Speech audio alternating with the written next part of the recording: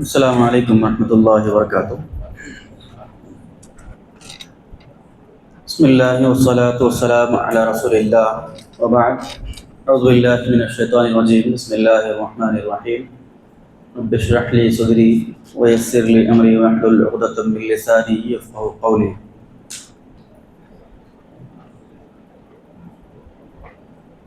کل کے درس میں ہم لوگوں نے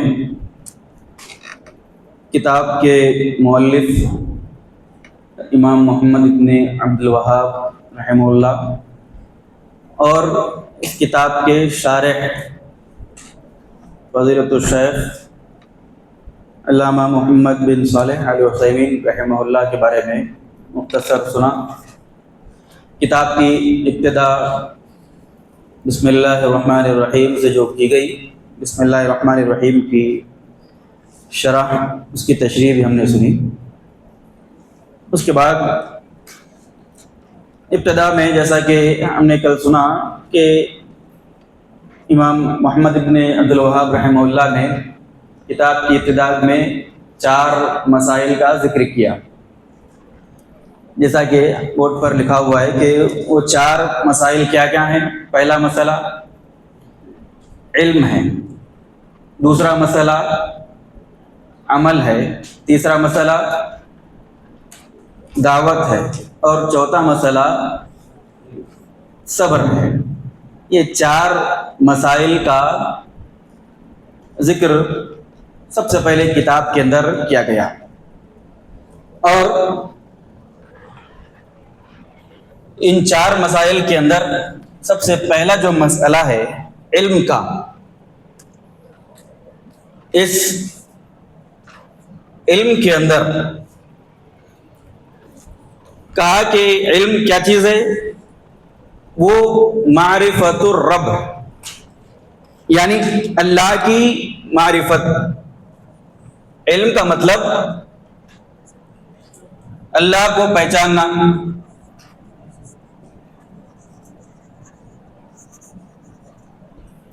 دوسرا نبی کو پہچاننا، نبی کی معرفت، اور تیسرا دین اسلام یعنی دین کی معرفت۔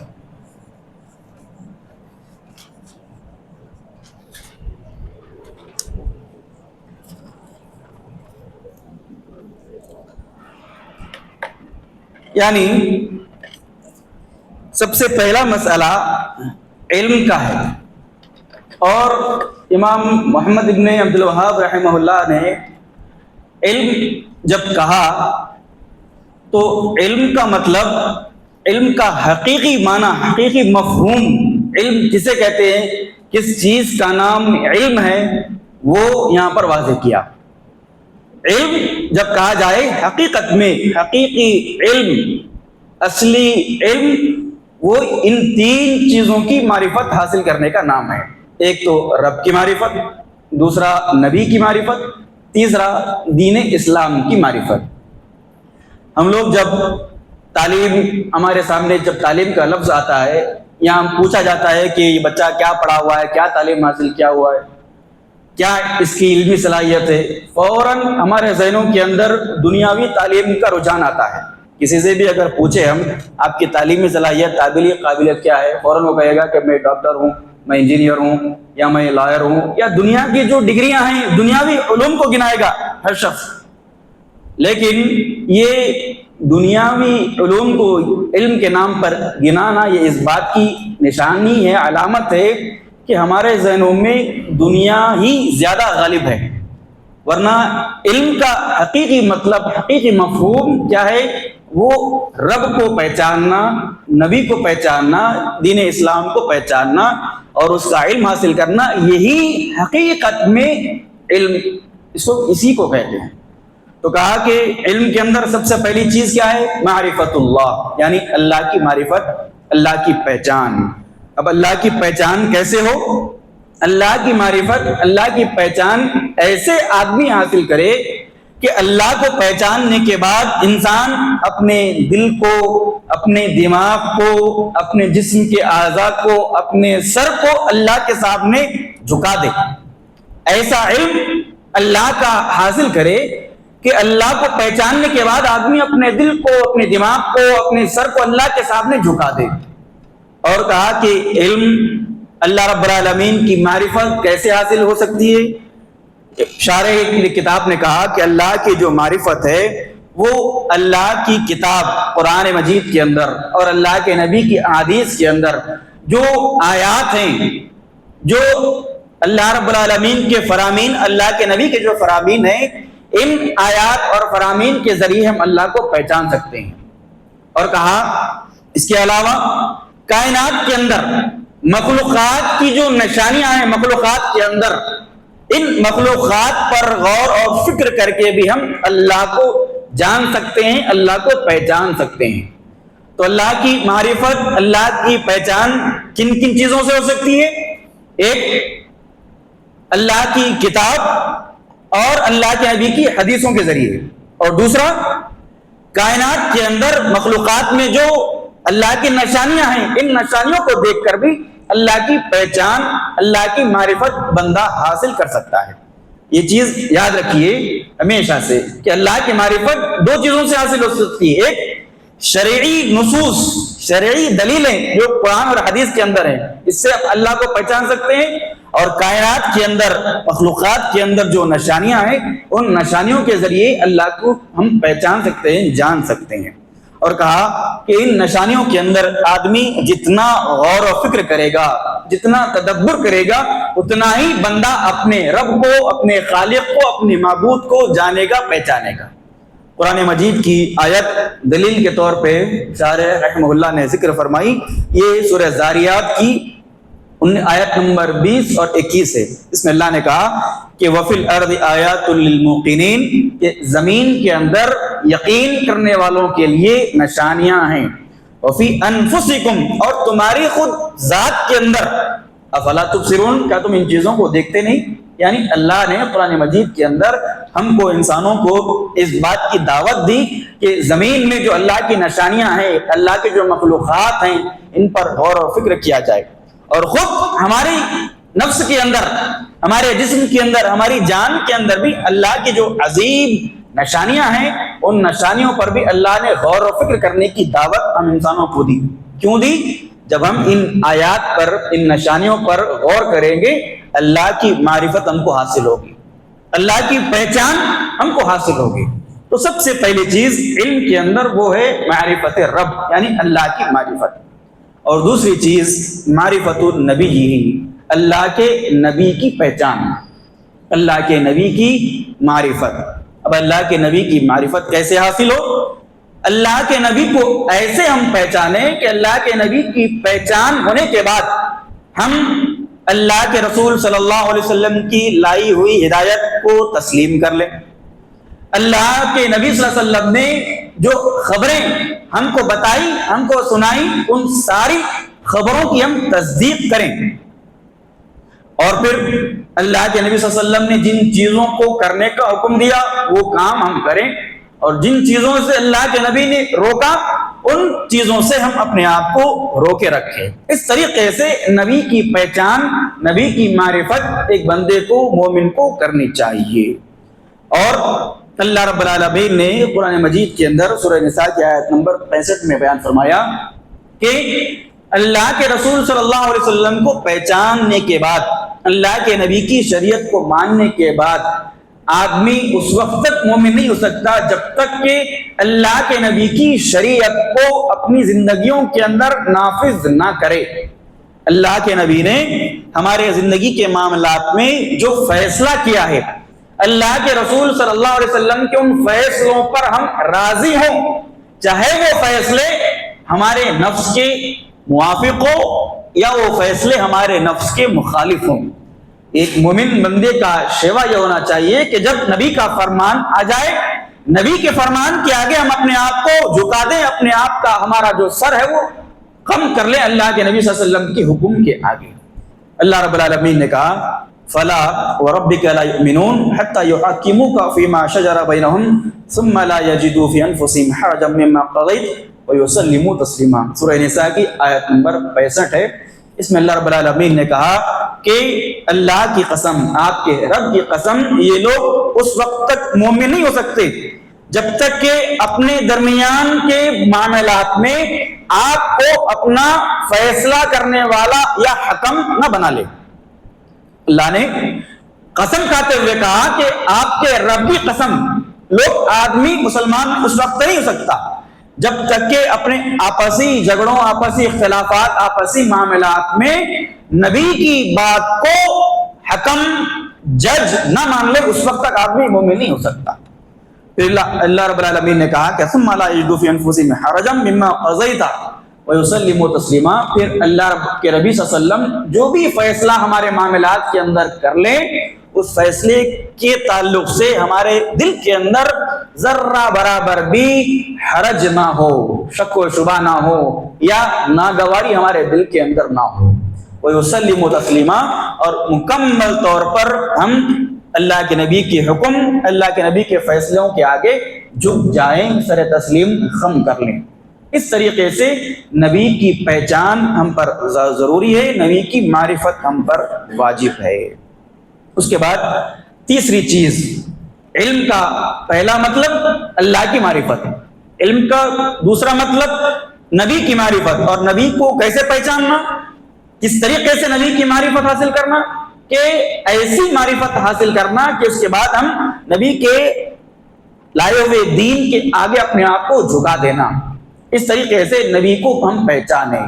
اور تیسری چیز وہ ہے دین اسلام کی معرفت. اور اسلام کے دو معنی شارح نے ذکر فرمائے.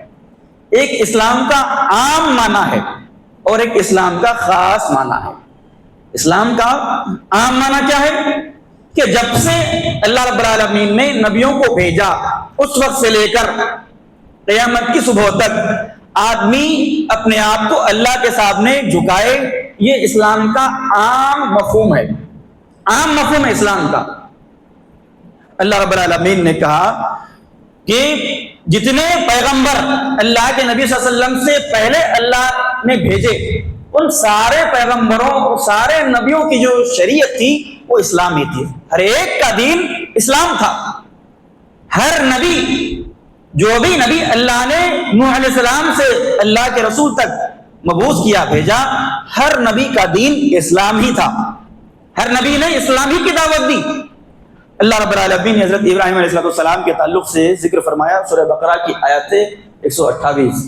کہا کہ ربنا وجعلنا مسلمین لک. ابراہیم علیہ السلام نے دعا کی کہ اے پروردگار، ہم دونوں کو، یعنی مجھ کو اور میرے بیٹے اسماعیل کو اپنا مطیع و فرما بردار بنا، مسلمان بنا. ومن ذریتنا امۃ مسلمۃ لک، اور ہم دونوں سے ایسی نسل پیدا کر جو تیری مسلمان ہو، تیری فرما بردار ہو. اس سے معلوم یہ ہوا کہ جتنی شریعتیں اور جتنے نبی آئے دنیا کے اندر، ہر ایک کا دین جو ہے وہ اسلام تھا. یہ اسلام کا عام مفہوم ہے، عام معنی ہے اسلام کا. اب اسلام کا خاص معنی کیا ہے؟ اسلام کا خاص معنی وہ ہے کہ اللہ رب العالمین نے اپنے آخری پیغمبر ہمارے نبی محمد رسول اللہ صلی اللہ علیہ وسلم کو جس شریعت کے ساتھ بھیجا ہے، وہ شریعت جو اللہ کے نبی نے ہم کو بتائی، جو دین اللہ کے نبی نے ہم کو دیا، اللہ کے نبی کی شریعت، ہمارا جو دین ہے، یہ اسلام کا خاص مفہوم ہے. خاص مفہوم ہے. اس کی مثال کے ذریعے آپ اس کو آسانی سے ایسا سمجھ سکتے ہیں کہ جب اللہ کے نبی کی شریعت آئی، اللہ کے نبی کا دین آیا، تو اللہ کے رسول سے پہلے نبیوں کے جتنے دین تھے وہ سارے دین کینسل ہو گئے، ساری شریعتیں منسوخ ہو گئی، کینسل ہو گئی. اب اللہ کے نبی کی شریعت کے بعد ہم موسیٰ علیہ السلام کی شریعت پہ عمل نہیں کرتے، عیسیٰ علیہ السلام کی شریعت پہ عمل نہیں کرتے. داؤد علیہ السلام کی کتابوں کے اندر اللہ نے جو حکم دیا تھا کہ ہم وہ ان کتابوں کو فالو کرتے ہیں، ان مسائل پر ہم عمل کرتے ہیں، آج نہیں. کیوں؟ اللہ کے نبی کے آ جانے کے بعد پچھلے نبیوں کی ساری شریعتیں اللہ نے کینسل کر دی، منسوخ کر دی. اور اسی لیے جو وہ دین تھا، وہ اسلام ان نبیوں کا جو تھا وہ عام اسلام تھا، اور اللہ کے نبی صلی اللہ علیہ وسلم کا جو دین ہے یہ اسلام ایک خاص اسلام ہے جس کے ہم اور آپ پابند ہیں۔ اسی لیے جو لوگ اللہ کے رسول صلی اللہ علیہ وسلم کو آج اللہ کے نبی کو مانیں گے، اللہ کے نبی پر ایمان لائیں گے، وہی آدمی مسلمان کہلائے گا، اور جو اللہ کے نبی صلی اللہ علیہ وسلم پر ایمان نہ لائے وہ آدمی مسلمان نہیں کہلائے گا۔ اور اس کو اس طریقے سے بھی آپ سمجھیں کہ حضرت موسیٰ علیہ السلام کے زمانے میں جو لوگ موسیٰ علیہ السلام پر ایمان لائے وہ لوگ موسیٰ علیہ السلام کے دور کے مسلمان تھے۔ حضرت عیسیٰ علیہ السلام کے زمانے میں جو لوگ حضرت عیسیٰ علیہ السلام پر ایمان لائے وہ لوگ اس دور کے مسلمان تھے۔ یہ اسلام کا عام مفہوم ہے۔ ہر نبی کے زمانے میں جو لوگ نبی پر ایمان لاتے ہیں، نبی کو مانتے ہیں، وہ اس دور کے مسلمان ہیں۔ لیکن آج کے دور میں مسلمان کون ہوگا؟ جو اللہ کے رسول صلی اللہ علیہ وسلم کی شریعت کو مانے، اللہ کے نبی کو آخری نبی تسلیم کرے، وہی آدمی آج کے دور میں مسلمان مانا جائے گا۔ ہم یہودی کو جو اللہ کے نبی پر ایمان نہیں رکھتا اس کو مسلمان نہیں بولیں گے آج، حالانکہ وہ موسیٰ علیہ السلام کے زمانے میں مسلمان تھے، لیکن آج کے زمانے میں مسلمان ہیں وہ؟ آج کے زمانے میں وہ مسلمان نہیں ہیں۔ عیسائیوں کو، کرسچنوں کو عیسیٰ علیہ السلام کے زمانے میں مسلمان ہم بولتے تھے، لیکن آج کے زمانے میں ہم مسلمان بولیں گے نہیں۔ کیوں؟ کیونکہ ان کا اللہ کے نبی صلی اللہ علیہ وسلم کی ذات پر ایمان نہیں ہے۔ لہذا اللہ رب العالمین نے جو دین اللہ کے رسول صلی اللہ علیہ وسلم کو عطا فرمایا، یہ دین، اس کی معرفت حاصل کرنا، اس دین کو پہچاننا بھی ہمارے لیے لازم اور ضروری ہے۔ اور یہی وہ اسلام ہے جو اسلام کے بندوں کے لیے نفع بخش ہوگا، اور یہی اسلام ہے جو اللہ کے پاس قابل قبول بھی ہوگا۔ آج کے دور میں کوئی یہودی یہ دعویٰ کر لے کہ میں تو موسیٰ علیہ السلام کی شریعت کو مانتا ہوں، اللہ تو مجھے کیوں جہنم میں ڈال رہا ہے؟ اگر یہ یہودی کہے تو اس کا جواب کیا ہے؟ کہ اس کا جواب یہ ہے کہ آج اللہ کے نبی کی بعثت کے بعد، آپ کی رسالت کے بعد، جو آدمی اللہ کے نبی کے دین کو نہ مانے، اللہ کے نبی کو نہ مانے، اللہ کی نظر میں وہ مسلمان نہیں ہے، اور اللہ کے پاس کامیاب وہی ہوگا جو اس دین کو مانے، اور اللہ کے نزدیک دین وہی ہے جو اللہ رب العالمین نے اللہ کے نبی صلی اللہ علیہ وسلم پر نازل فرمایا۔ قرآن مجید کی آل عمران کے اندر آیت نمبر 19 میں اللہ رب العالمین نے کہا کہ ان الدین عند اللہ الاسلام، کہ اللہ کے نزدیک دین اسلام ہی ہے۔ اللہ کے نزدیک حقیقی دین کون سا ہے؟ اسلام ہی ہے۔ اور فرمایا کہ وَمَن يَبْتَغِ غَيْرَ الْإِسْلَامِ دِينًا فَلَن يُقْبَلَ مِنْهُ وَهُوَ فِي الْآخِرَةِ مِنَ الْخَاسِرِينَ۔ سورہ آل عمران کی آیت نمبر 85 ہے۔ اللہ نے اس کے اندر کہا کہ جو لوگ اسلام کے علاوہ دوسرے راستے کو اپناتے، دوسرے مذہب کو اپناتے ہیں، اللہ اس مذہب کو، اس راستے کو قبول نہیں کرے گا، اور قیامت کے روز وہ لوگ نقصان اٹھائیں گے۔ نقصان کا مطلب کیا ہے؟ وہ لوگ جہنم کے اندر ڈالے جائیں گے۔ تو اللہ کے پاس قابل قبول دین کون سا ہے؟ وہی اسلام جو کہ اللہ نے اللہ کے نبی صلی اللہ علیہ وسلم کو عطا فرمایا۔ اور اللہ کے پاس نجات والا دین کون سا ہے؟ یہی اسلام جو اسلام کے اللہ نے پیارے رسول صلی اللہ علیہ وسلم کو عطا فرمایا۔ پھر اس کے بعد مؤلف رحمہ اللہ نے کہا کہ علم کا مطلب کیا ہے؟ معرفت اللہ، معرفت النبی و معرفت الدین الاسلام۔ یہ تین چیزوں کو جاننا، اسی کا نام علم ہے۔ اور ان تین چیزوں کو کیسے جانیں گے؟ مؤلف رحمہ اللہ نے کہا کہ ان تین چیزوں کو بالادلہ، دلائل کے ذریعے پہچاننا۔ دلیل کے ذریعے، اللہ کو دلائل کے ذریعے پہچاننا، نبی کو دلائل کے ذریعے پہچاننا، دین کو، اسلام کو دلائل کے ذریعے پہچاننا۔ دلائل کے ذریعے ہی آدمی علم حاصل کر سکتا ہے۔ دلیل کے بغیر اگر ہم اللہ کو ہم پہچانتے ہیں تو کیا ہم یہ دعویٰ کر سکتے ہیں کہ میں اللہ کے بارے میں علم رکھتا ہوں؟ دلیل کے بغیر اگر ہم اللہ کے بارے میں، اللہ کے نبی کے بارے میں، اسلام کے بارے میں یہ دعویٰ کر لیں ہمارے پاس دلیل نہیں ہے. صرف ہم یہ دعویٰ کر رہے ہیں کہ میں اللہ کو جانتا ہوں, نبی کو جانتا ہوں, دین کو, اسلام کو جانتا ہوں, تو ہمارے پاس کیا علم ہے؟ ہمارے پاس علم نہیں ہے. اللہ کا, نبی کا, اسلام کا علم اسی وقت ہم حاصل کر سکتے ہیں, اسی وقت ہم کو حاصل ہوگا جب ہم دلائل کے ذریعے اللہ کو, اللہ کے دین کو, اللہ کے نبی کو جانیں گے, پہچانیں گے. تو مؤلف نے کہا کہ دلائل کے ذریعے ان تین چیزوں کو جاننا, اسی کا نام علم ہے. ان تین چیزوں کو دلائل کے ذریعے پہچاننا, اسی کا نام علم ہے. اور کہا کہ دلیلیں دو قسم کی ہیں, یہ بھی یاد رکھیے اچھی طریقے سے. دلیلیں دو قسم کی ہیں. ایک دلیل سمعی دلیل, یعنی وہ دلیلیں جو اللہ نے قرآن کے اندر نازل فرمائی اور حدیث کے اندر نازل فرمائی, اس کو سمعی دلیلیں کہتے ہیں, یا شرعی دلیل بھی کہہ سکتے ہیں. شریعت کے اندر یعنی قرآن اور حدیث کے اندر جو دلائل اللہ نے ذکر کیے, یہ دلیل کی ایک قسم ہے. اور دلیل کی دوسری قسم کیا ہے؟ عقلی دلیل. عقل کے ذریعے اللہ نے کئی چیزوں کو سمجھایا, وہ عقلی دلیلیں ہیں. تو شرعی دلیل کے ذریعے بھی ہم ان تین چیزوں کو جانیں گے, اور عقلی دلیلوں کے ذریعے بھی ہم ان تین چیزوں کو پہچانیں گے. دونوں قسم کے دلائل اللہ نے ہمارے لیے رکھے ہیں, شرعی دلیلیں بھی اور عقلی دلیلیں بھی. تو ان دونوں قسم کی دلیلوں کے ذریعے اللہ رب العالمین کی معرفت, اللہ کے نبی کی معرفت اور اللہ کے دین کی معرفت کو ہم حاصل کر سکتے ہیں. ایک مثال شاہ رحمہ اللہ نے ذکر فرمائی کہ اللہ کے نبی صلی اللہ علیہ وسلم کو ہم عقلی شرعی دلیل کے ذریعے کیسے پہچانیں گے کہ محمد صلی اللہ علیہ وسلم اللہ کے نبی ہیں, اللہ کے رسول ہیں. اس کی شرعی دلیل کیا ہے؟ اللہ نے قرآن مجید کے اندر بیان فرمایا, سورہ فتح کی آیت نمبر 29, کہا کہ محمد الرسول اللہ والذین معہ اشداء.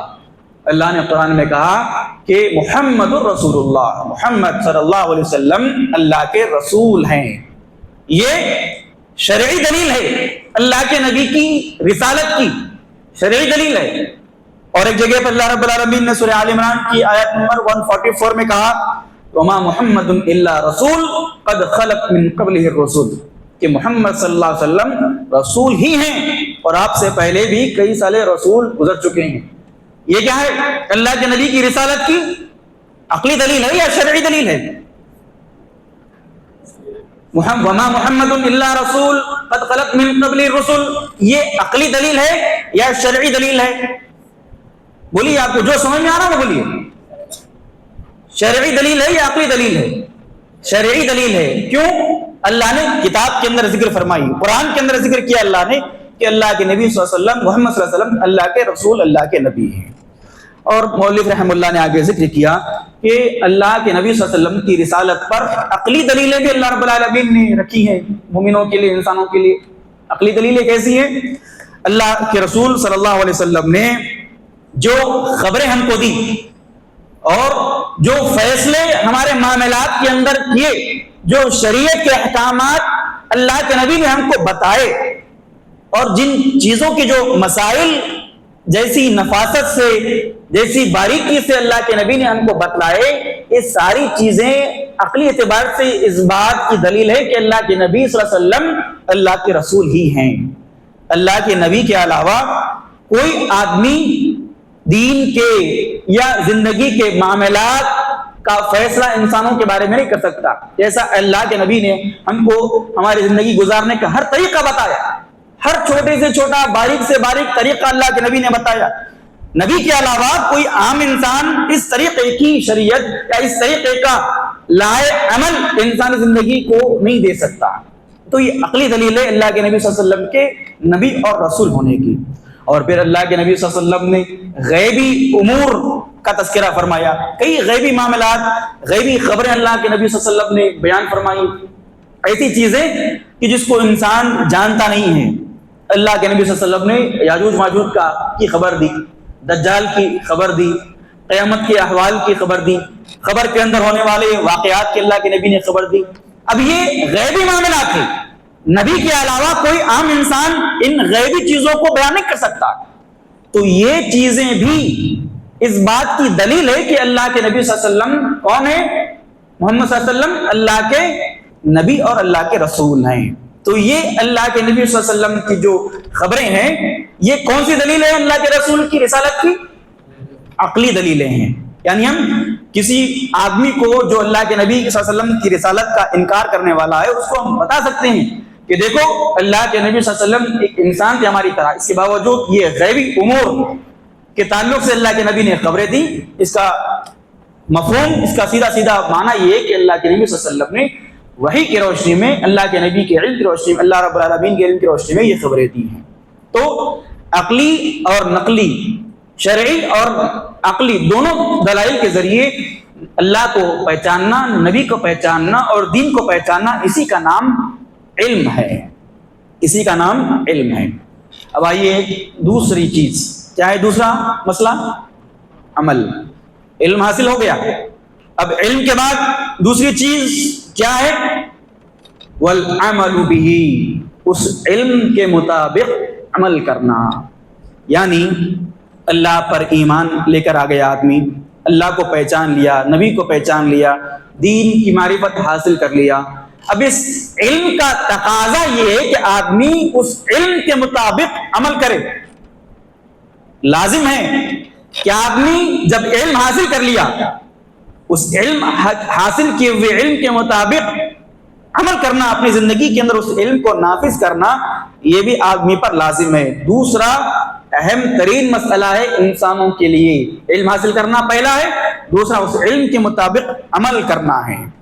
اور مؤلف رحم اللہ نے لکھا کہ والعمل فی الحقیقت ہوا ثمرۃ العلم، عمل جو ہے حقیقت میں علم کا پھل ہے.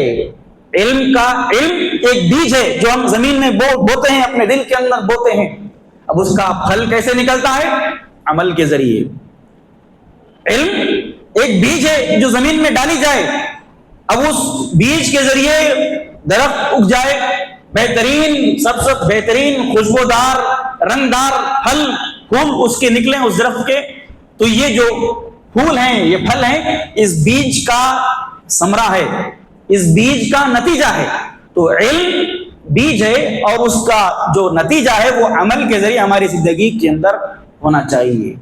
شارع نے کہا فمن عمل بلا علم فقد شابہ النصارى، کیونکہ علم کے بغیر آدمی عمل کرے گا تو وہ کرسچنوں کے مشابہ ہو جائے گا. عیسائیوں کے پاس علم نہیں تھا لیکن عمل کا جذبہ بہت تھا.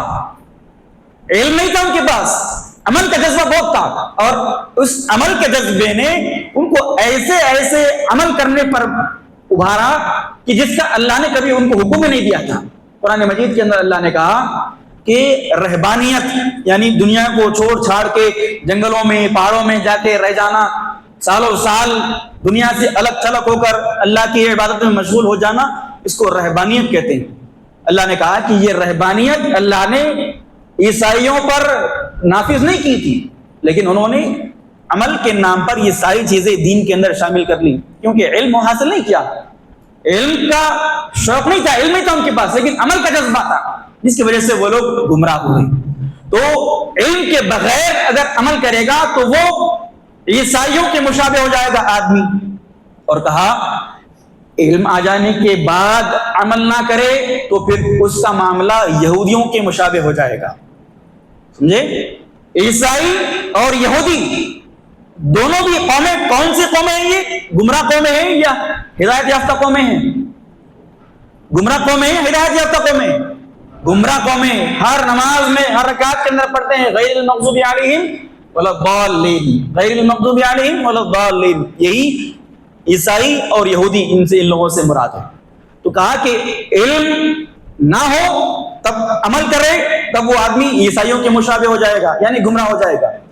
اور علم آ جانے کے باوجود عمل نہ کرے تو وہ آدمی یہودیوں کے مشابہ ہو جائے گا.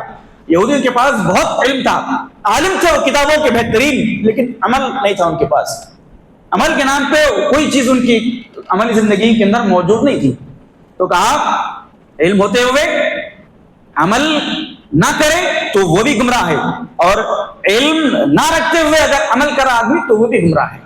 تو علم حاصل کرنا بھی ضروری ہے اور علم حاصل کیے ہوئے علم کے مطابق عمل کرنا بھی ہمارے لیے لازم ہے، ضروری ہے۔ یہ دوسرا مسئلہ ہوا۔ اور تیسرا مسئلہ کیا ہے؟ دعوت، یعنی جو علم ہم نے حاصل کیا، جس علم پر ہم نے عمل کیا، اس دین کی طرف، اس علم کی طرف لوگوں کو دعوت دینا، لوگوں کو بلانا، یہ بھی اہم ترین مسئلہ ہے۔ یہ چار مسائل کے اندر اہم ترین مسئلہ ہے۔ سب سے پہلا مسئلہ تو علم حاصل کرنا، اس کے بعد عمل کرنا، اور تیسرا دعوت دینا، لوگوں کو اس علم کے مطابق لوگوں کو بلانا۔ اور کہا اللہ رب العالمین نے قرآن مجید کے اندر ذکر فرمایا کہ ادعو الی سبیل ربک بالحکمت والموعظۃ الحسنہ وجادلہم باللتی ہی احسن۔ شارح رحمہ اللہ نے کہا کہ اس آیت کے اندر اللہ رب العالمین نے دعوت کے مراتب کو ذکر فرمایا۔ دعوت کے مراتب کیسے، کن کن مرتبوں سے، مراحل سے گزرے گی دعوت ہماری، کیسے کیسے ہم لوگوں کو دعوت دیں گے، اللہ نے قرآن کی اس آیت کے اندر ذکر فرمایا۔ کہا کہ ادعو الی سبیل ربک، سب سے پہلے مرحلہ کیا ہے کہ آپ اے پیغمبر صلی اللہ علیہ وسلم، آپ اپنے رب کے راستے کی طرف دعوت دیں۔ دعوت کس چیز کی طرف دینا ہے؟ رب کے راستے کی طرف۔ کیسے؟ بالحکمہ، حکمت کے ذریعے، والموعظۃ الحسنہ، اچھی نصیحت کے ذریعے، وجادلہم باللتی ہی احسن، اور جب مجادلہ، مناقشے کا معاملہ آ جائے تو اچھے انداز میں لوگوں کے ساتھ مجادلہ، مناقشہ کرنا چاہیے۔ یہ حکمت، موعظت حسنہ اور اچھے انداز میں مناقشہ کرنا، یہ دعوت کے مراحل، دعوت کے مراتب اللہ رب العالمین نے ذکر فرمائے ہیں۔ اس کے بعد کہا شارح رحمہ اللہ نے کہ وَلَا بُدَّ لِهَذِهِ الدَّعْوَةِ مِنْ عِلْمٍ بِشَرِيعَةِ اللَّهِ عَزَّ وَجَلَّ حَتَّى تَكُونَ الدَّعْوَةُ عَلَى عِلْمٍ وَبَصِيرَةٍ، کہ یہ جو دین ہے، اس دین کی طرف دعوت علم اور بصیرت کی روشنی ہی میں دی جائے گی۔ دین کی طرف دعوت، جس کسی کو ہم دین کی طرف دعوت دیں گے، وہ دعوت علم اور بصیرت دو چیزوں کی روشنی میں ہونی چاہیے۔ علم کے بغیر بھی دعوت نہیں ہو سکتی، بصیرت کے بغیر بھی دعوت نہیں ہو سکتی۔ اللہ نے قرآن مجید کی اس آیت کے اندر ذکر فرمایا، سورہ یوسف کی آیت نمبر 108 ہے، کہا کہ قل هذه سبیلی ادعو الی اللہ علی بصیرۃ انا ومن اتبعنی وسبحان اللہ وما انا من المشرکین۔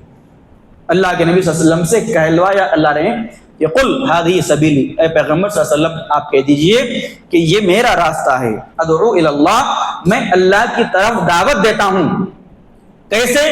علی بصیرۃ، بصیرت کی روشنی میں، علم کی روشنی میں، انا ومن اتبعنی، میں بھی اور میرے متبعین، میرے فالوورز بھی لوگوں کو اللہ کی طرف دعوت دیتے ہیں۔ کیسے؟ علم اور بصیرت کی روشنی میں۔ جب علم نہیں ہوگا، ہم لوگوں کو دین کی طرف دعوت نہیں دے سکتے۔ اور جو آدمی علم حاصل کیے بغیر دعوت دینے لگ جائے لوگوں کو، سمجھو کہ وہ آدمی خود بھی راستے سے بھٹکے گا، سامنے والے کو بھی راستے سے بھٹکائے گا یقیناً۔ تو دعوت کے شروع، دعوت کے مرحلے کے اندر سب سے بنیادی شرط یہ ہے کہ آدمی علم اور بصیرت کی روشنی میں دعوت دے۔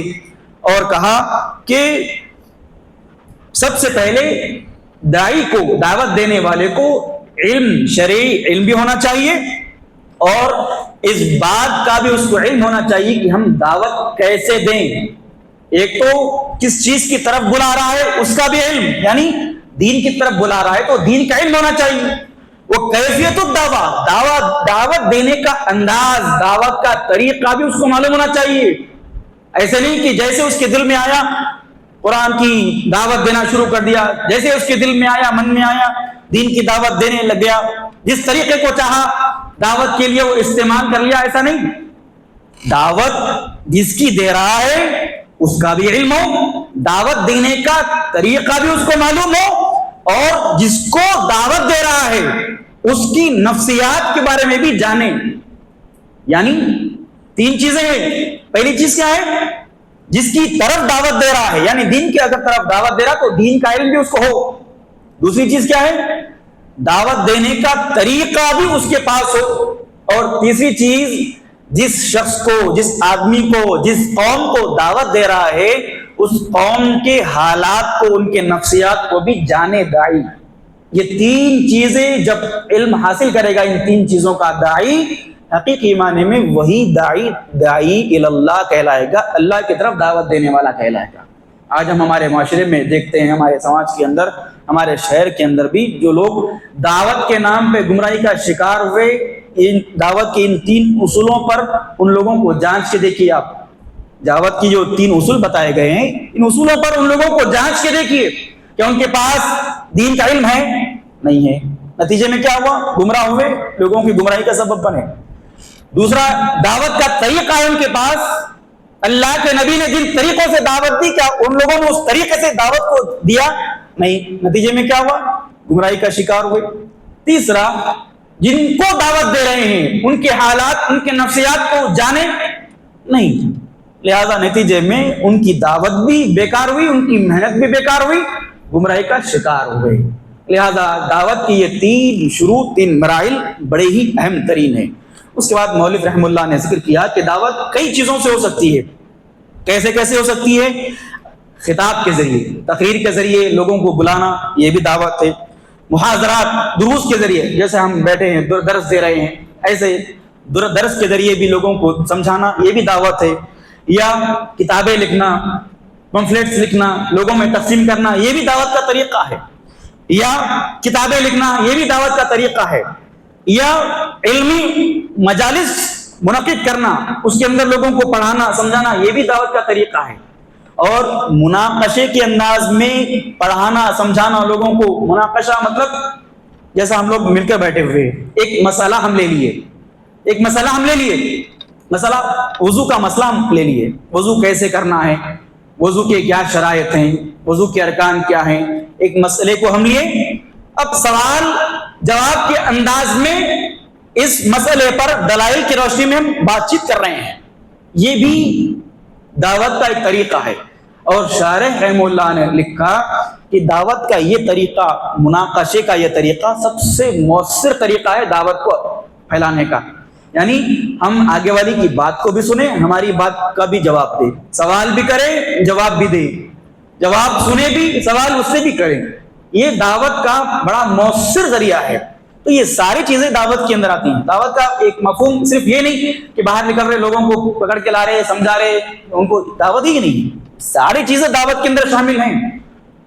پھر ہم یا اگر کسی عالم کو ہم بلا رہے، عالم کے ذریعے لوگوں کو سمجھا رہے، عالم کا خطاب رکھ کے، عالم کو کی تقریر رکھ کے لوگوں کے سامنے بیان کروا رہے، یہ بھی دعوت کا طریقہ ہے۔ اپنے مال کو خرچ کر کے ہم لوگوں کو سمجھانے کی کوشش کر رہے، یہ بھی ہم دعوت کے اندر اپنا حصہ ادا کر رہے ہیں۔ یہ ساری چیزیں دعوت اسلام کے اندر، دعوت دین کے اندر شامل ہیں۔ پھر شارح رحمہ اللہ نے لکھا کہ وَالدعوَةُ إِلَى اللَّهِ عَزَّ وَجَلَّ هِيَ وَظِيفَةُ الرُّسُلِ علیہ الصلوۃ والسلام، کہ لوگوں کو اللہ کی طرف دعوت دینا یہ نبیوں کا وظیفہ ہے، نبیوں کا طریقہ ہے، نبیوں کا راستہ ہے۔ یہ کوئی معمولی راستہ نہیں ہے، یہ کوئی معمولی چیز نہیں ہے۔ لوگوں کو اللہ کی طرف بلانا، دین کی طرف بلانا، نبی کی طرف بلانا، علم پھیلانا، یہ کوئی معمولی چیز نہیں ہے۔ کہا کہ یہ تو نبیوں کا، رسولوں کا راستہ ہے۔ اور اللہ رب العالمین نے جس کو اللہ کی معرفت دی ہو، نبی کی معرفت دی ہو، دین کی معرفت دی ہو، اس کو چاہیے کہ وہ علم دوسروں تک بھی پہنچائے۔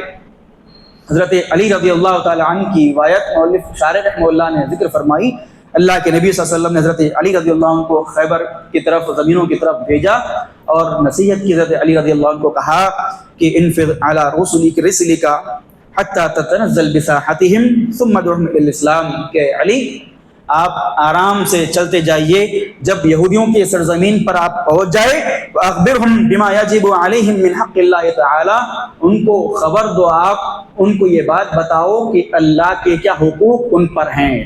اللہ کے نبی نے کہا فواللہ لئن یہدی اللہ بک رجلا واحدا خیر لک من حمر النعم، کہ علی ایک آدمی بھی آپ کے ذریعے اگر ہدایت کے راستے پہ آ جائے آپ کے لیے یہ سرخ اونٹ سے بہتر چیز ہے. یعنی علم کے مطابق لوگوں کو دعوت دینا یہ تو ایک انبیاء کا راستہ، انبیاء کا طریقہ ہے، اور اتنی فضیلت والی چیز ہے اللہ کے نبی صلی اللہ علیہ وسلم نے بتائی کہ اس سرخ اونٹ ہمارے پاس اگر ہو اس سے بہتر چیز اللہ ہم کو اس کا اجر اور ثواب دے گا اگر ایک بندہ بھی ہمارے ذریعے ہدایت کے راستے پہ آ جائے.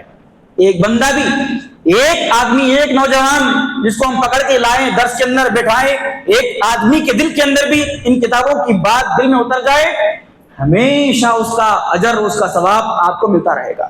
آگے ایک اور روایت ذکر فرمائی، شارح رحمہ اللہ نے کہا کہ جو آدمی کسی آدمی کی ہدایت کرے، رہنمائی کرے کسی نیکی کی طرف، ہم ایک آدمی کو نیکی بتا رہے کہ یہ کام نیکی کا یہ کرو، جب تک وہ آدمی نیکی کا وہ کام کرتا رہے گا اللہ اس کو بھی اس کا اجر دے گا اور ہم کو بھی اس کے کیے ہوئے نیکی کا اجر عطا فرما کرے گا. جب تک وہ آدمی نیکی کرے گا اس کا اجر اس کو بھی ملے گا، ہم کو بھی ملے گا. اور اللہ کے نبی نے یہ بھی بیان کیا کہ اگر کوئی آدمی برائی کا راستہ کسی انسان کو بتائے اور وہ آدمی برائی کے راستے پر چلنے لگ جائے، جب تک وہ برا کام کرتا رہے گا برائی کا بدلہ اس کو بھی ملے گا، برائی کا راستہ بتانے والے آدمی کو بھی ملے گا. تو یہ دعوت اللہ کی فضیلت، دعوت اللہ کی اہمیت ہے، اللہ کے نبی صلی اللہ علیہ وسلم نے بیان فرمائی. اب چوتھی چیز مولف رحمہ اللہ نے ذکر فرمائی کہ پہلی چیز علم، دوسری عمل، تیسری اس کے مطابق دعوت، اور چوتھی چیز صبر. چوتھا مسئلہ صبر ہے. صبر کا مطلب، صبر کا معنی کیا ہے؟ صبر کا معنی یہ ہے کہ حبس النفس، نفس کو روک لینا. صبر کا اصل لغت کے اعتبار سے، ڈکشنری کے اعتبار سے معنی روکنا ہے. صبر کا معنی، روکنے کے معنی کیا ہے؟ سب حبس علی طاعت اللہ، اللہ کی اطاعت پر اپنے آپ کو روک لینا، یہ بھی صبر ہے. اللہ کی اطاعت پر اپنے آپ کو روک لینا یہ بھی صبر ہے، اور اللہ کی نافرمانی سے اپنے آپ کو روک لینا یہ بھی صبر ہے. سمجھ میں آئی دو چیزیں؟ سمجھ میں آ گئی دو چیزیں؟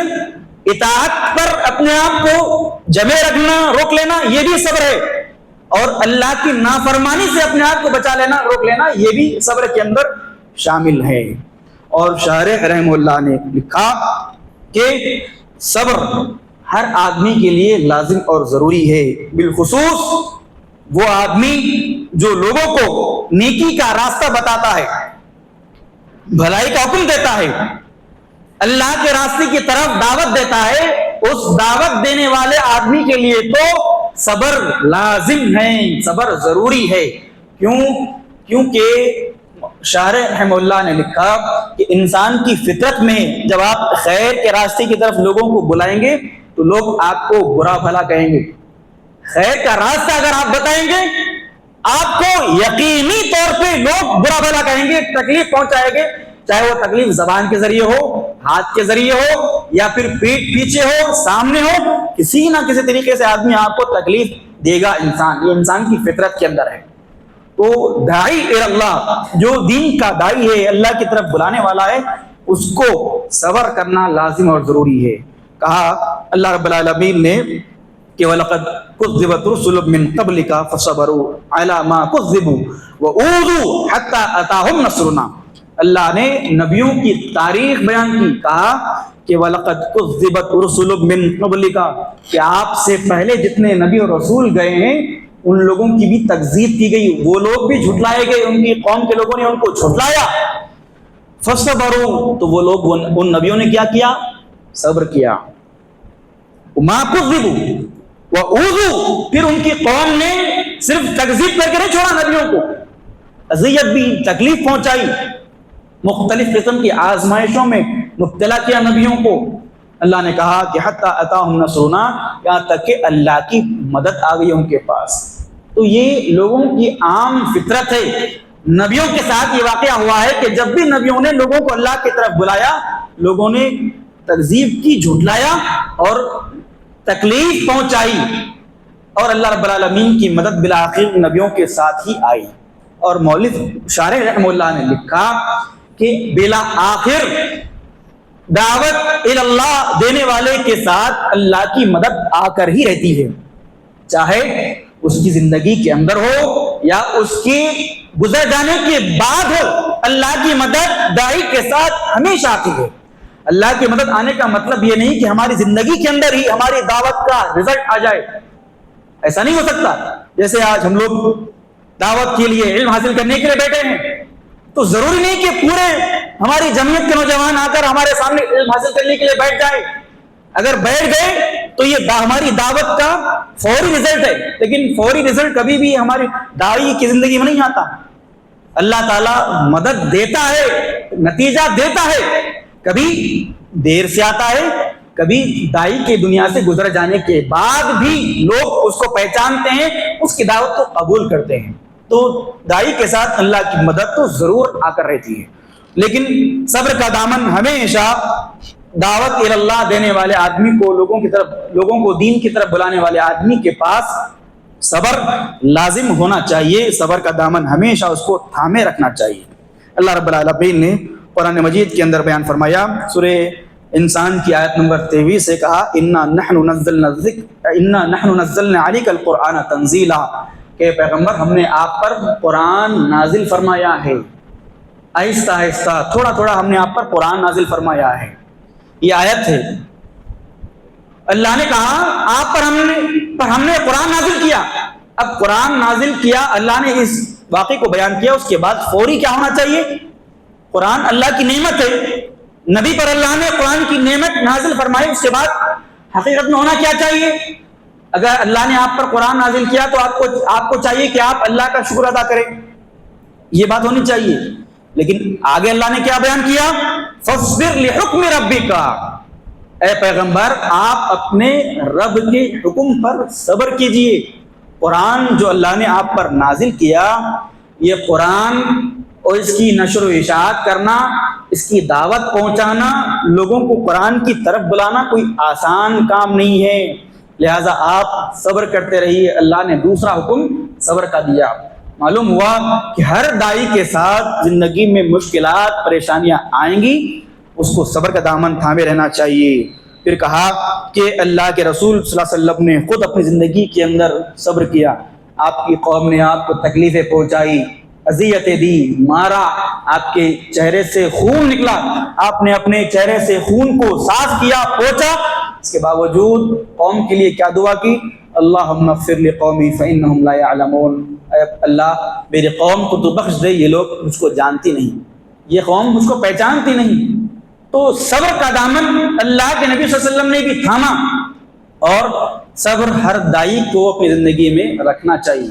لہذا دین کا علم حاصل کرنا ہے، اس کے مطابق عمل کرنا ہے، دوسرا مسئلہ۔ تیسرا مسئلہ دعوت دینا ہے اس دین کے مطابق، اس علم کے مطابق۔ چوتھا مسئلہ اس دعوت کے راستے میں آنے والی مشکلات پر صبر بھی کرنا ہے۔ صبر کی 3 قسمیں شارح رحمہ اللہ نے بیان فرمائی۔ صبر کی پہلی قسم کیا ہے؟ صبر علی طاعت اللہ، لکھیے کہ اللہ کی اطاعت پر صبر کرنا۔ اللہ کی اطاعت کرنے کے لیے بھی صبر کرنا ضروری ہوتا ہے ہم کو۔ کیسے؟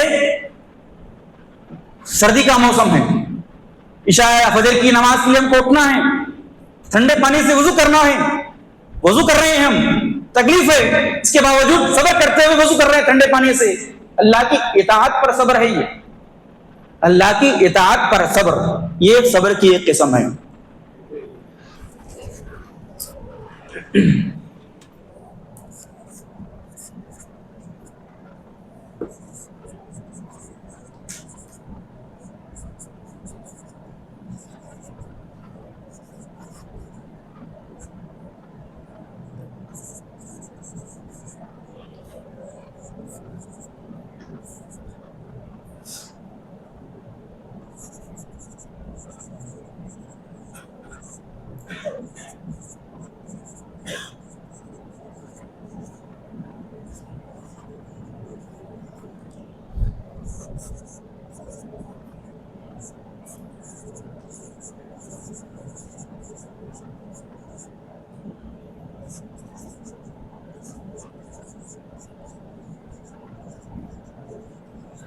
یہ 3 قسمیں ہیں، ایک اللہ کی اطاعت کے راستے میں صبر، دوسرا گناہوں سے بچنے کے راستے پر صبر، گناہوں سے بچنے کے لیے بھی صبر کی ضرورت ہوتی ہے.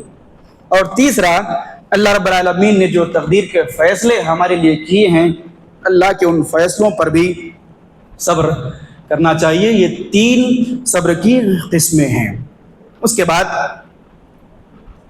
والدلیل قولہ تعالی، امام محمد بن عبد الوہاب رحمہ اللہ نے یہ 4 جو مسائل ذکر کیے، ان چاروں مسائل کی دلیل بیان فرمائی.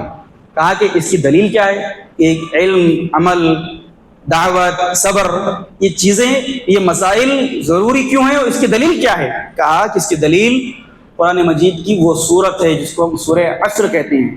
والعصر ان الانسان لفی خسر الا الذین آمنوا وعملوا الصالحات وتواصوا بالحق وتواصوا بالصبر. یہ دلیل ہے قرآن مجید کی آیتیں ان مسائل پر. کہا کہ یہ 4 چیزوں کا اللہ رب العالمین نے سورہ عصر کے اندر ذکر فرمایا. زمانے کی قسم کھائی اللہ رب العالمین نے اور کہا کہ قسم ہے زمانے کی، انسان خسارے میں ہے، گھاٹے میں، نقصان میں ہے. ہر انسان سوائے ان لوگوں کے جن کے اندر یہ 4 چیزیں پائی جائیں گی. سمجھیے، یہ اس صورت کی روشنی میں سوچئے کہ یہ 4 چیزیں، یہ مسائل کتنے ضروری ہیں ہمارے لیے، دنیا اور آخرت میں ہماری نجات کے لیے کتنے لازم ہیں. اب ہم کو یہ بات سمجھ میں آئی کہ والعصر، قسم ہے زمانے کی، ان الانسان لفی خسر، ساری انسانیت گھاٹے میں، نقصان میں، خسارے میں ہے. الا الذین آمنوا، سوائے وہ ان لوگوں کے جو ایمان لائے یا ایمان کے اندر علم بھی آ گیا، اور وعملوا الصالحات، نیک عمل کرے، وتواصوا بالحق، حق کی طرف لوگوں کو دعوت دے، وتواصوا بالصبر، صبر کی ایک دوسروں کو تلقین کرے. یہ 4 اوصاف، یہ 4 چیزیں جن انسان کے اندر جس آدمی میں ہوگی، وہی آدمی اللہ کے پاس کامیاب ہوگا، نقصان سے، خسارے سے بچے گا، محفوظ ہوگا. یہ اللہ حضرت امام شافعی رحمہ اللہ نے قرآن مجید کی جو سورت ہے سورہ عصر، اس کے بارے میں کہا کہ لو ما انزل اللہ حجۃ علی خلقہ الا هذه السورۃ لکفتہم.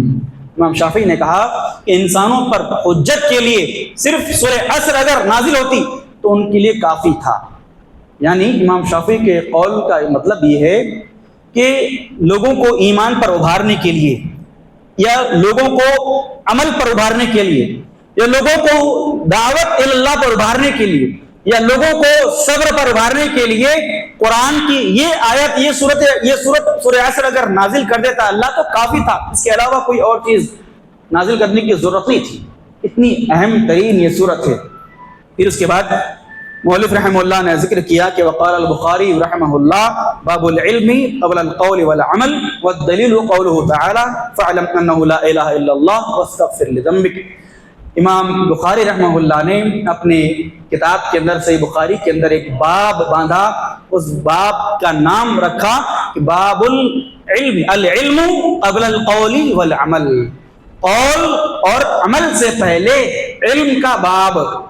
یعنی امام بخاری نے کہا کہ انسان بولنے سے پہلے اور عمل کرنے سے پہلے علم حاصل کرنا اس کے لیے لازم اور ضروری ہے. اور اس کی دلیل امام بخاری نے کسے دی؟ فَعَلَمْ أَنَّهُ لَا إِلَهَ إِلَّا اللَّهِ، سورہ محمد کی آیت نمبر 19. اس میں کیا ہے؟ اللہ نے کہا کہ فَعَلَمْ، اے پیغمبر آپ جان لیجئے، أَنَّهُ لَا إِلَهَ إِلَّا اللَّهِ، کہ اللہ کے علاوہ کوئی معبود برحق نہیں ہے. وَاسْتَغْفِرْ لِذَنبِكَ، آپ اپنے گناہوں کا استغفار کرتے رہیے. تو امام بخاری نے یہ دلیل دی کہ علم قول سے پہلے، عمل سے پہلے لازم اور ضروری ہے. لہذا یہ 4 مسائل ہیں جس کا جاننا، جس کا پڑھنا، جس کا سیکھنا، جس کا سمجھنا ہر انسان کی کامیابی کے لیے لازم اور ضروری ہے. ورنہ آدمی نقصان کے اندر ہوگا، خسارے کے اندر ہوگا، گھاٹے کے اندر ہوگا، جس گھاٹے کا کہ اللہ رب العالمین نے سورہ عصر کے اندر ذکر کیا. وہ گھاٹا دنیاوی اعتبار سے بھی ہو سکتا ہے، وہ گھاٹا اخروی اعتبار سے تو ہوگا ہی انسان کو. تو اس گھاٹے سے، اس نقصان سے اگر اپنے آپ کو بچانا چاہے تو یہ جو 4 مسائل ذکر کیے گئے ہیں، علم، اور علم کس چیز کا نام ہے؟ اللہ کی معرفت، نبی کی معرفت اور اللہ کے دین کی معرفت. میرے ساتھ ساتھ بولیے بھی آپ لوگ. دوسری چیز عمل ہے. کس چیز پر عمل؟ جو علم ہم نے حاصل کیا اس پر عمل. علم کے بغیر عمل ہو سکتا ہے؟ نہیں ہو سکتا. اور علم کے ساتھ اگر عمل نہ ہو تو بھی گمراہی ہے. تیسری چیز دعوت ہے. دعوت کیسے ہو؟ دعوت کا طریقہ کار کیا ہو کہ دعوت جس کی طرف ہم دیں اس کا بھی علم ہم کو ہو, دعوت کا دینے کا طریقہ بھی ہم کو معلوم ہو, جس کو دعوت دے رہے ہیں اس کے بھی حالات سے ہم واقف ہوں, اور دعوت دینا بھی لازم ہے. اور چوتھی چیز صبر ہے. دعوت کے راستے میں جب تکلیفیں آئیں گی, مشقت آئیں گی, ان تکلیفوں پر, مشقتوں پر صبر کا دامن تھامے رہنا. یہ 4 اہم ترین مسئلے ہیں جس کو اللہ رب العالمین نے سورہ عصر کے اندر ذکر فرمایا. یہیں تک روکتے ہیں. انشاءاللہ کل کے آنے والے درس کے اندر ہم دیکھیں گے کہ توحید کی جو قسمیں امام رحمہ اللہ نے بیان فرمائی ہیں وہ قسمیں, اس کے دلیلیں کیا ہیں, انشاءاللہ کل آنے والے درس کے اندر ہم دیکھیں گے. سبحانک اللہم ربنا و بحمدک اشہد ان لا الہ الا انت استغفرک و اتوب الیک.